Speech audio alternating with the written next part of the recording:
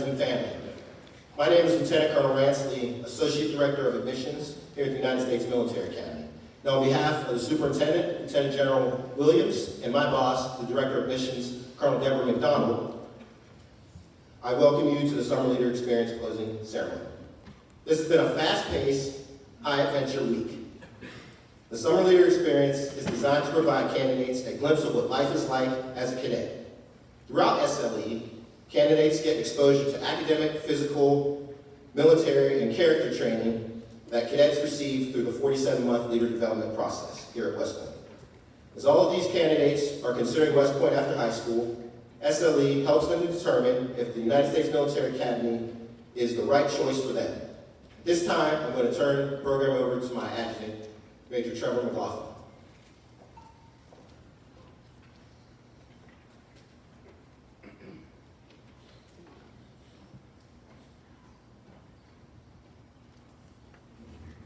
Thank you, Lieutenant Colonel Lee. I'd like to introduce our guest speaker for this ceremony, Brigadier General Cindy Jebb. Brigadier General Cindy Jebb is the 14th Dean of the Academic Board at West Point.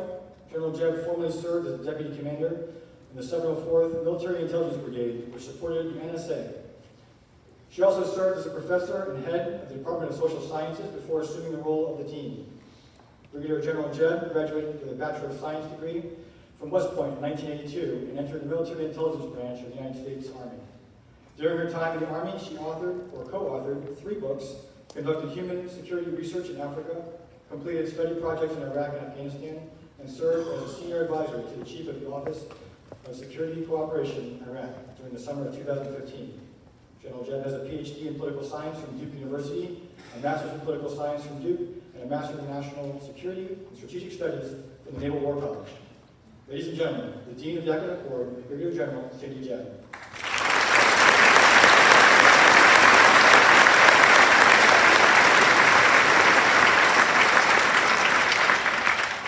Thank you, Major McLaughlin, for that very kind introduction.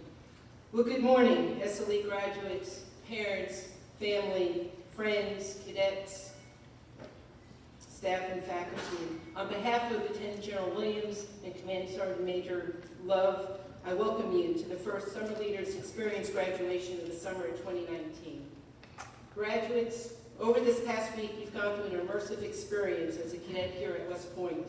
We've enjoyed seeing you practice military training, walking by you in your academic classes, hearing you march between your activities.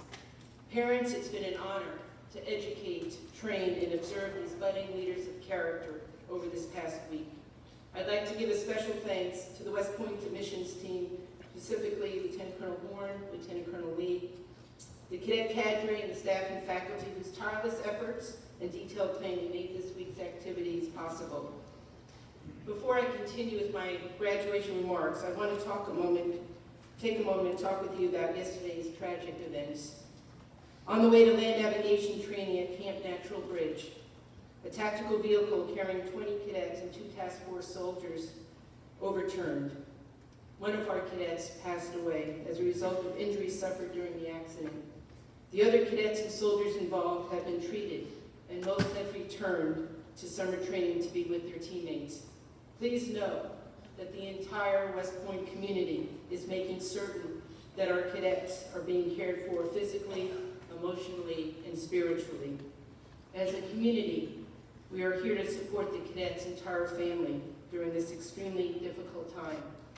In addition, we are actively investigating the accident alongside a team of specialists from the United States Army.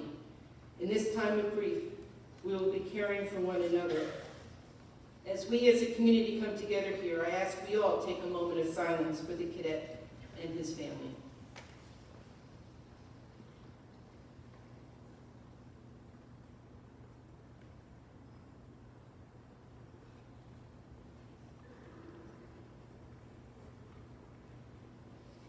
Thank you. It is hard to know what to do when something like this happens. I, like many, find comfort in people. The teams I surround myself with help me get through the toughest of times. It is never too early to start surrounding yourself with your own support team as you set out on your college journey. SLE graduates, the people you meet should tell you a great deal about whether this institution or another feels right. Your future classmates will be instrumental to you in college, but also throughout the rest of your lives.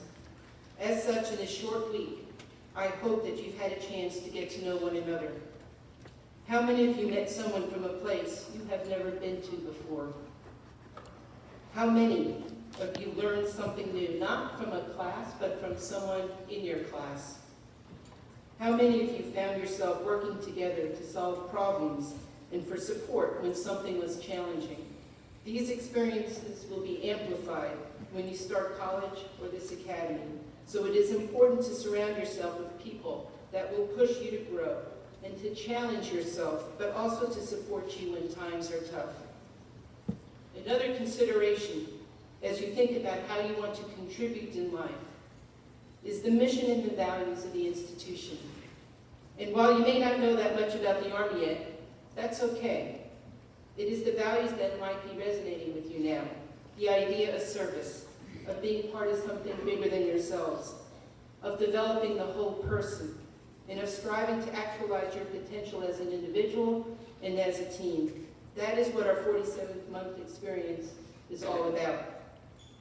As a West Point graduate, you leave here with a commission in the Army and a diploma from one of the top academic institutions across the world.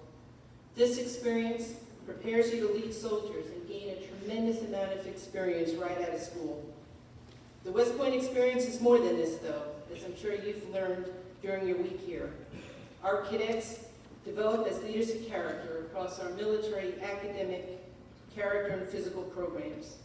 During this week, you experience what it means to challenge yourself in these different contexts, whether during early morning PT, out at field training, or understanding new topics in physics and nuclear engineering. If you felt uncomfortable in any of these contexts, that's okay. In fact, it's good. Part of the college and West Point experience is to perform and excel outside of your comfort zones. And that is a good space in which to practice, because as a former Chief of Staff of the Army once said, it is education that prepares you for uncertainty. And I think we can all agree that we live in a world of rapid change and uncertainty. But that is why we are a values-based institution, because in such times of immense change, it is the values that define us that help guide us, and that we can think critically as we face challenges and work on hard problems. And for these reasons, as you saw, we often focus more on how we accomplish tasks than just getting things done. With a focus on the process and doing things the right way, we instill that it is important to learn from the perspectives of others, to think critically about issues, and to treat one another with dignity and respect. At the end of the day, the profession of arms is a human endeavor, and I'm thrilled that you've had the opportunity to know the cadet cadre, our awesome staff and faculty, and one another. As you explore future paths and ways to contribute, I would like to offer 5 characteristics of leaders that I have found especially valuable over the years. The first is subtle discipline, and I learned this from Ambassador Lute. Subtle discipline is what we in the Army would call being squared away. It means doing your homework, being someone that can be counted on, staying fit, turning in papers on time, and inculcating the good habits of mind and habits of professional behavior. Subtle discipline means doing routine things routinely. The second is to master your craft. Whatever your discipline may be, read and invest in it. Deepen your expertise. This means deliberately taking time to think, something that we emphasize with our cadets. And this mastery requires and facilitates preparedness, which is essential for leaders. We will all face challenges in the future that we can't imagine just now. So it is important that we prepare ourselves and one another. And that preparedness builds confidence. And when you're confident, you don't have to be the smartest person in the room. Surround yourself with good people. Be ready to do your part, and you'll find you can weather any storm. Third, have humility, which may sound contrary to what I just said about mastering your craft. Humility means understanding that you don't have all the answers. Humble people have open minds and are ready to listen and to contribute where they can. It's important to know what questions to ask. Learning is a lifetime sport. As another coach once relayed to me, it is the learning that occurs after you know it all that really counts. Fourth, embrace the struggle. Choose the harder right over the easier wrong. Don't shy away from these comfort zones. It is when we're asked to perform outside our comfort zones that we usually do the most learning, growing, and developing. That's when bonds are formed. That's when you learn about yourself. That's when you develop empathy for others. That's when you discover that we're stronger as a team than we are as individuals. Don't be afraid to make mistakes. It's not the mistakes that mark you, but how you respond. Continue working on your character to live honorably, lead honorably, and demonstrate excellence. Finally, cultivate relationships and foster community. In the Department of Social Sciences, one of our 13 academic departments, the motto is Unite Nihil Alienum. Nothing of the human condition is alien to us. Maya Angelou interpreted this and shared that this was originally written by Terence, a playwright during Roman times, who he himself was a slave. And she shared that if you see an atrocity happen, you can never say, I would never do that, because a human did that.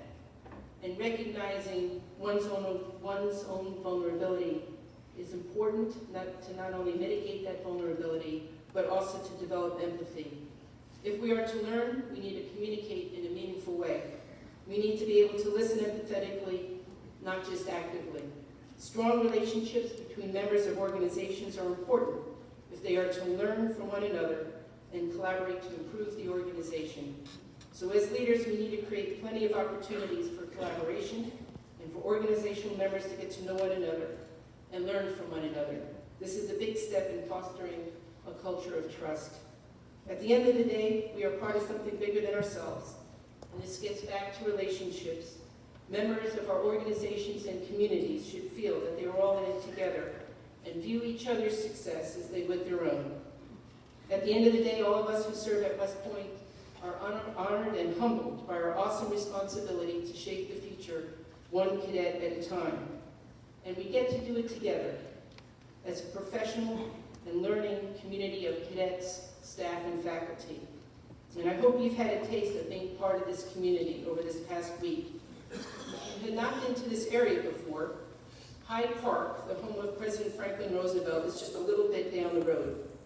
As we're reminded with the 75th anniversary of D-Day just yesterday, President Roosevelt led this nation under tough circumstances, and throughout his presidency and his life, the theme of community permeated everything he did. Community is evident in his early life, his career, his speeches, and his famous fireside chats that brought people from across the nation together. Central to the heart of every community are the cherished bonds formed with one another. And he reminded us that, quote, if civilization is to survive, we must cultivate the science of human relationships, the ability of all peoples, of all kinds, to live together in the same world in peace. Today, as our world seems increasingly uncertain and complex, we are reminded of the hope and strength of community, whether it is here at West Point, at a different future school, or in your own communities around our great country. Sometimes we're so busy, get so caught up in the moment that we don't take the time to reflect on what we're doing and how lucky we are to be all together here. For some of you, this will be your only time at West Point. For others, it is a small step along your journey as part of the long gray line. However you decide to serve and contribute throughout your life, I salute you. I wish you all the best as you determine your next path. Stay strong as you finish your high school year. This is an exciting time, and if there's anything we can do, especially as you have an opportunity to reflect on this past week or have any further questions, please don't hesitate to call upon us. Thank you.